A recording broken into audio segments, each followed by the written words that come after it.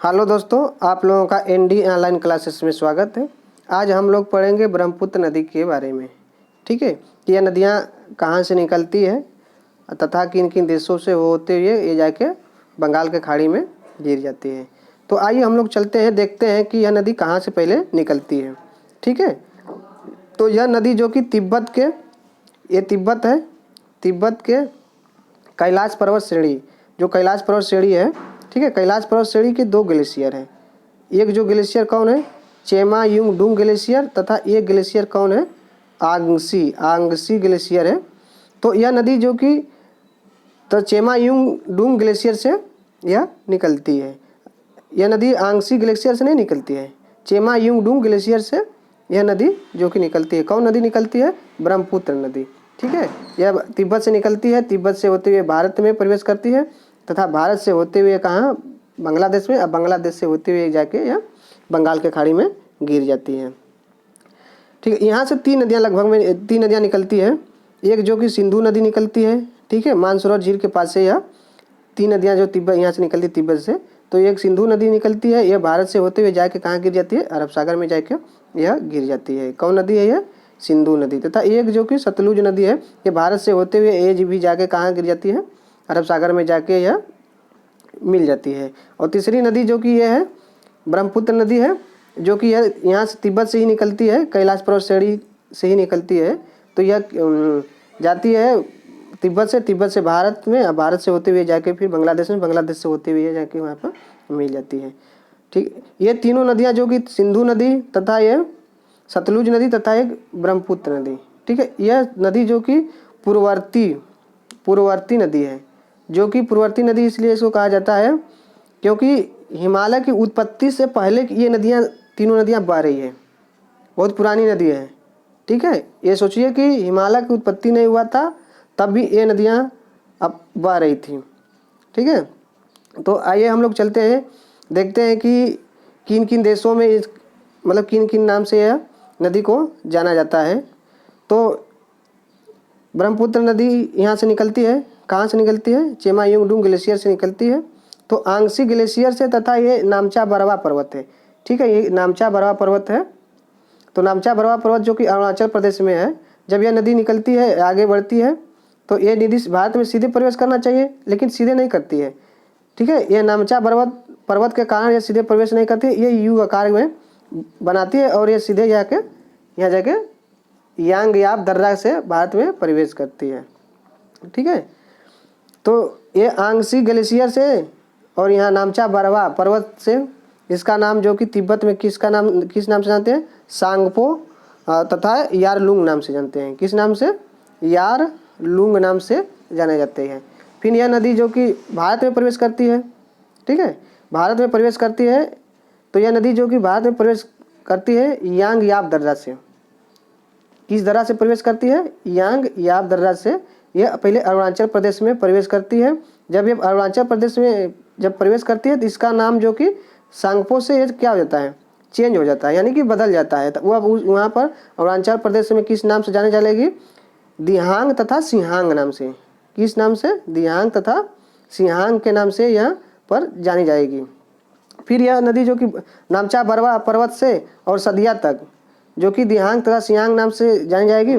फिर अब जब यह असम में प्रवेश करती है, जब असम में प्रवेश करती है तब इसका नाम जो कि ब्रह्मपुत्र नदी पड़ता है। असम में जैसे सदिया से सीधे कहाँ, यहाँ धुबरी तक यह जब बहती है नदी, तब यहाँ सदिया के बाद तथा धुबरी से पहले, ठीक है, इसका नाम जो कि किस नाम से जाना जाता है?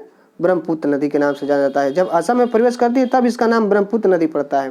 ठीक है, पहले नाम से क्या जाना जाता था तिब्बत में? सांगपो नदी नाम जाता था। फिर उसके बाद जब अरुणाचल प्रदेश से प्रवेश करती थी भारत में, तो दिहांग नदी से जब असम में प्रवेश करती है तब ब्रह्मपुत्र नदी के नाम से जाना जाता है। फिर उसके बाद ब्रह्मपुत्र के बाद फिर इसका नदी जो बांग्लादेश में प्रवेश करती है तो उसको जमुना नदी के नाम से जाना जाता है। फिर जब अरब सागर में गिरने वाली रहती है तभी उसके नाम को, मतलब उससे पहले मेघना नाम की नदी से इस नदी को भी जाना जाता है। ठीक है, तो आइए हम लोग इसके नाम के बारे में तो जान लिए कि किन किन देशों में, मतलब किन किन नाम से जानी जाती है। और जानते ही हैं कि ये तिब्बत से निकलती है, भारत से बांग्लादेश में प्रवेश करती है। कहाँ देशों से बहती है? ये 3 देशों से, तिब्बत से निकलती है, ठीक है, फिर उसके बाद में प्रवेश करती है, फिर बांग्लादेश में, ये 3 देशों से होकर बंगाल के खाड़ी में जाके यह गिर जाती है। तो आइए हम लोग जानते हैं कि इसके सहायक नदियों के बारे में, ठीक है। दाएं साइड से आने वाली तथा बाएं साइड से, तो ये इसका दाहिना ये हो जाएगा, दाएं साइड कौन हो जाएगा, ये आपका दाएं हो जाएगा, ये कौन होगा, बाएं हो जाएगा। तो बाएं साइड से आने वाली नदियों के बारे में आइए हम लोग थोड़ा सा डिटेल से जानते हैं कि यह नदियाँ कहाँ कहाँ से निकलती है तथा ब्रह्मपुत्र में कहाँ कहाँ पर यह जाके मिल जाती है। ये देखिए, ये दिहांग नदी है, दिहांग नदी जो कि कहाँ से निकलती है, दिहांग नदी जो कि निकलती है पूर्वी तिब्बत से निकलती है। और लोहित नदी भी पूर्वी तिब्बत के जालसू पर्वत श्रेणी से निकलती है। क्यों ने, जालसू पर्वत श्रेणी एक है, वहाँ से ये दोनों नदियाँ निकलती है। ये दोनों नदियाँ जाके कहाँ, ब्रह्मपुत्र में दोनों नदियाँ कहाँ मिलती हैं, सदिया में आके ब्रह्मपुत्र नदी में मिल जाती है, ठीक है। ये दोनों नदियाँ तिब्बत से निकलती हैं। एक है बूढ़ी दिहिंग नदी जो कि ये भारत के अरुणाचल प्रदेश से निकलती है, फिर ये जाके लोहित नदी में से मिल जाती है। और लोहित नदी जो कि कहाँ मिल जाती है, ब्रह्मपुत्र नदी से यह जाके मिल जाती है, कहाँ मिलती है, सदिया में। और ब्रह्मपुत्र नदी जो कि यहाँ पर एक द्वीप का निर्माण करती है, ठीक है, नदी द्वीप का निर्माण करती है, जिसका नाम क्या है, माजुली नदी द्वीप। ये नदी सबसे बड़ा, विश्व का सबसे बड़ा माजुली द्वीप नदी है, ठीक है, द्वीप नहीं, नदी द्वीप है, सबसे बड़ा माजुली नदी द्वीप का निर्माण यह करती है, ठीक है, सदिया के पास में करती है। फिर अगली नदी जो कि धनसिरी नदी है, धनसिरी नदी जो कि कहाँ से निकलती है, ये भारत के नागालैंड से निकलती है, ठीक है, कहाँ से निकलती है, भारत के नागालैंड से यह निकलती है। यह नदी जो कि असम से होते हुए जाके ब्रह्मपुत्र नदी में लखीमपुर के आगे यह जाके मिल जाती है। किससे मिल जाती है, ब्रह्मपुत्र नदी में जाके लखीमपुर से आगे यह मिल जाती है, ठीक है। फिर अगली नदी जो कि कपिली नदी है। कपिली नदी जो कि यह नदी जो कि कहाँ से निकलती है, आपका मेघालय से निकलती है। कहाँ से निकलती है, मेघालय से निकलती है, ठीक है। यह मेघालय से होते हुए कहाँ प्रवेश करती है, असम में, असम से होते हुए तेजपुर के आगे जाके, ठीक है, तेजपुर के आगे यह ब्रह्मपुत्र नदी में जाके यह मिल जाती है। यानी गुवाहाटी तथा तेजपुर के बीच में यह नदी जाके कपिली नदी जाके मिल जाती है। और कपिली नदी इसलिए पड़ा क्योंकि यहाँ पर एक ऋषि के नाम पर पड़ा है, ठीक है, ऋषि के नाम पर पड़ा है, जिसका नाम था कपिल। उसी ऋषि के नाम पर इस नदी का नाम पड़ा है, ठीक है।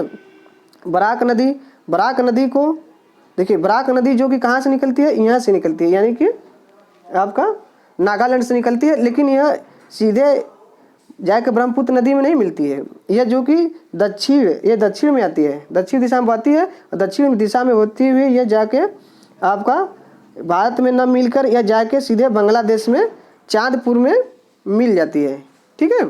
यह नदी का बराक नदी, इसको बांग्लादेश में किस नाम से जाना जाता है, सुरमा नदी के नाम से जाना जाता है, ठीक। किस नदी को, बराक नदी को बांग्लादेश में सुरमा नाम से जाना जाता है। निकलती कहाँ से है, आपका नागालैंड से निकलती है, ठीक है, भारत के नागालैंड से निकलती है, लेकिन ये सीधे जाके ब्रह्मपुत्र नदी से नहीं मिल पाती है, ठीक है, भारत में। ये जाके बांग्लादेश में मिलती है, ये दक्षिण की दिशा में बहती है, फिर जाके यह मिल जाती है यहाँ पर, ठीक है। हम लोग इसे बाएं साइड से आने वाले ब्रह्मपुत्र की सहायक नदी के बारे में पढ़ लिए, तो हम लोग अब पढ़ते हैं कि दाएं साइड से आने वाले ब्रह्मपुत्र नदी के बारे में हम लोग जानते हैं। तो सबसे महत्वपूर्ण नदी कौन है, सुबनसिरी नदी जो कि कहाँ से निकलती है, तिब्बत से निकलती है। यह नदी जो कि ब्रह्मपुत्र की सबसे बड़ी सहायक नदी है, ठीक है। सबसे बड़ी सहायक नदी कौन है, सुबनसिरी, कहाँ से निकलती है, तिब्बत से ही निकलती है, ठीक है। ये कामगे नदी जो कि भारत तथा तिब्बत के सीमा से निकलती है, ठीक है। फिर यह जाके आगे जाके तेजपुर में जाके यह मिल जाती है। सुबनसिरी लखीमपुर में मिलती है। सुबनसिरी कहाँ मिलती है, लखीमपुर में जाके यह ब्रह्मपुत्र नदी में मिल जाती है। और कामगे नदी जो कि तेजपुर में आपका ब्रह्मपुत्र नदी से जाके मिल जाती है। और मानस नदी तथा संकोच नदी जो कि यह कहाँ से निकलती है, आपका भूटान से। कहाँ से निकलती है, मानस तथा संकोच नदी कहाँ से निकलती है, भूटान से। ये दोनों नदियाँ जो कि भूटान से निकलती है ये मानस नदियाँ, जो कि आगे गुवाहाटी में ब्रह्मपुत्र नदी से मिल जाती है। असंकोच नदी जो कि ये भी भूटान से निकलती है, यह जो कि नदी कहाँ आगे ब्रह्मपुत्र में धुबरी से मिल जाती है। ठीक है, धुबरी के बाद एक लास्ट नदी जो कि है तीस्ता नदी। तीस्ता नदी जो कि भारत के कहाँ से निकलती है, सिक्किम से निकलती है। सिक्किम से निकलती है, यह आके एक भारत में नहीं मिलती है, कहाँ मिलती है, ये बांग्लादेश में आके रंगपुर में ब्रह्मपुत्र नदी से आके मिल जाती है। फिर तीस्ता नदी मिलने के बाद इसका नाम जो कि बांग्लादेश में किस नाम से जाना जाता है, जमुना के नाम से जाना जाता है। और जमुना जाके किससे, गंगा ये गंगा नदी है। गंगा नदी के मतलब यहाँ पर दो धारा पश्चिम बंगाल में फरक्का बढ़ जाता है, एक जो कि इधर चला जाता है, एक जो कि इधर जो नदी आती है पद्मा नाम से जानी जाती है। ठीक है, ये जाके जमुना तथा पद्मा मिल जाती है और फिर लास्ट में ये मेघना नदी का निर्माण करती है। ठीक है, तो आइए हम लोग चलते हैं, थोड़ा सा डिटेल जानते हैं। और कि तो तिब्बत में किस नाम से जानी जाती है, सांगपो नाम से जानी जाती है। तथा अरुणाचल प्रदेश में दिहांग नदी के नाम से जानी जाती है। ब्रह्मपुत्र में किस नदी के नाम से जानी जाती है, हाँ, असम में ब्रह्मपुत्र नदी के नाम से जानी जाती है। बांग्लादेश में जमुना के नदी के नाम से जानी जाती है। ठीक है, तो इसकी लंबाई जो कि कितनी है, इसकी लंबाई 2900 किलोमीटर है। ठीक है, भारत में ये नदी बहती कितनी है, सबसे अधिक भारत में बहती है कितना, 916 किमी मतलब दूरी तय करती है। ठीक है, ब्रह्मपुत्र के नदी के अनेक नाम। ठीक है, कहाँ कहाँ से, मतलब तिब्बत में हम लोग पढ़ लिए हैं कि तिब्बत में यारलुंग सांगपो कहाँ कहाँ से कहा जाता है, आगसी ग्लेशियर से नामचा बरवा पर्वत तक। ठीक है, यहाँ से कहा जाता है। ठीक, अरुणाचल प्रदेश में दिहांग तथा सिहांग कहाँ कहाँ से कहा जाता है, नामचा बरवा से सदिया तक के क्या कहा जाता है, आपका दिहांग तथा सिहांग कहा जाता है। असम में ब्रह्मपुत्र नाम पड़ जाती है, तो सदिया से लेकर धुबरी तक ये ब्रह्मपुत्र के नाम। जब बांग्लादेश में प्रवेश करती है तो इसका जमुना नाम पड़ जाता है, और ये तीस्ता के बाद इसका नाम जमुना पड़ जाता है। ठीक है, तो इसके महत्वपूर्ण सहायक नदियों के बारे में दिबांग है, लोहित है। ठीक है, लोहित नदी को हम खूनी लोहित नदी के भी नाम से भी जाना जाता है। और धनसिरी है, कपिली है, बराक है, पद्मा है, तीस्ता है, संकोच, मानस, कामेंग, सुबनसिरी तथा दिहांग नदी है। ठीक है, तो ब्रह्मपुत्र की सबसे बड़ी सहायक नदी कौन है, सुबनसिरी। हम लोग जाने गए, ये कहाँ से निकलती है, तिब्बत से निकलती है। ठीक है, ये सबसे बड़ी सहायक नदी है। फिर अगली नदी जो कि लोहित नदी है। ठीक है, ये भी कहाँ से निकलती है, ये तिब्बत के पूर्वी जालसू पर्वत श्रेणी से निकलती है। किस कहाँ से, जालसू पर्वत श्रेणी से निकलती है। ठीक है, अरुणाचल प्रदेश और असम में बहते हुए जाकर सदिया में असम से मिल जाती है। कहाँ मिलती है, सदिया में असम में जाके यह मिल जाती है। ठीक है, इसका खून जो, इसका पानी जो कि लाल होता है, इसे खूनी नदी के नाम से जाना जाता है। लाल इसलिए होता है क्योंकि जहाँ से निकलती है वहाँ का क्षेत्र जो कि वहाँ पर सबसे अधिक लाल मिट्टी पाई जाती है। इसके वजह से इस नदी का जो पानी होता है वो लाल हो रहता है। ठीक है, इसी नदी पर जो कि लोहित नदी पर ही ढोला सदिया का पुल का निर्माण किया गया है। ये ढोला सदिया का पुल भारत में पानी के ऊपर, भारत में जो कि पानी के ऊपर सबसे बड़ा है। ठीक है, ढोला सदिया का पुल। इसका ढोला सदिया का नाम जो कि भूपेंद्र हजारिका सेतु के भी नाम से जाना जाता है। ठीक है, ये सबसे बड़ा, इसकी लंबाई कितनी है, 9.7 किलोमीटर है। ठीक है, असम और अरुणाचल प्रदेश को ही जोड़ता है। ढोला सदिया का पुल जो किस प्रदेश को जोड़ता है, असम और तथा अरुणाचल प्रदेश को यह जोड़ता है। मानस नदी जो कि कहाँ से निकलती है, भूटान और तथा अरुणाचल प्रदेश के सीमा से निकलती है। ठीक है, अरुणाचल प्रदेश में यह क्या बनाती है, गार्ज बनाती है। ठीक है, और असम में जाके ये गंगा करें ब्रह्मपुत्र नदी से गुवाहाटी में मिल जाती है। ठीक है, कहाँ से निकलती है, ये भूटान से निकलती है। अरुणाचल प्रदेश में यह जो प्रवेश करती है गार्ज के माध्यम से, तथा असम में यह जाके गुवाहाटी में यह मिल जाती है। ठीक है, दिबांग नदी है।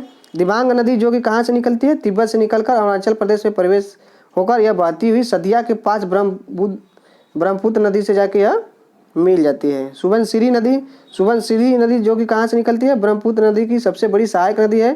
ठीक है, तिब्बत से निकलती है, असम के मैदान में बहती है, बहती हुई लखीमपुर के निकट जाके यह ब्रह्मपुत्र नदी से क्या हो जाती है, मिल जाती है। निकलती कहाँ से है, आपको तिब्बत से, और मिलती कहाँ पर है, लखीमपुर में यह जाके ब्रह्मपुत्र नदी से मिल जाती है।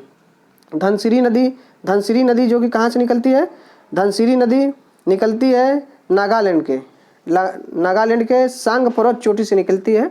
ले सांग पर्वत चोटी एक है, वहाँ से यह नदी जो कि निकलती है और नागालैंड से होते हुए असम में बहती है, और असम से बहते हुए जाके ब्रह्मपुत्र नदी में यह जाके क्या कहती है, मिल जाती है। ठीक है, अगली नदी बराक नदी जो कि ये भी नागालैंड से ही निकलती है।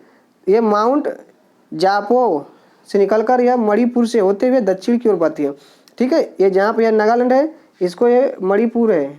ठीक है, तो यहाँ से निकलती है तो ये मणिपुर में प्रवेश करती है, मणिपुर से होते हुए सीधे जाके कहाँ आपका बांग्लादेश में प्रवेश करती है। भारत में प्रवेश नहीं करती, बांग्लादेश में प्रवेश करती है तथा इसका बांग्लादेश में इसका नाम जो कि सुरमा नाम से भी जाना जाता है। बांग्लादेश में इसका नाम जो बराक नदी है इसको सुरमा नदी के नाम से भी जाना जाता है। ठीक है, बराक नदी ढाका के दक्षिण में पद्मा में जाके यह पद्मा से मिलकर क्या मेघना नदी बनाती है। बराक नदी जो कि ढाका के दक्षिण में पद्मा से मिलकर क्या बनाती है, मेघना नदी का निर्माण करती है। इस नदी बेसिन में ही मानसी राम और चेरापूंजी स्थित है, जहाँ पर विश्व का सबसे अधिक वर्षा होता है। सबसे अधिक वर्षा कहाँ पर होती है, मानसी राम चेरापूंजी में होती है, जो किस नदी पर है, आपकी बराक नदी पर यानी सुरमा नदी पर स्थित है।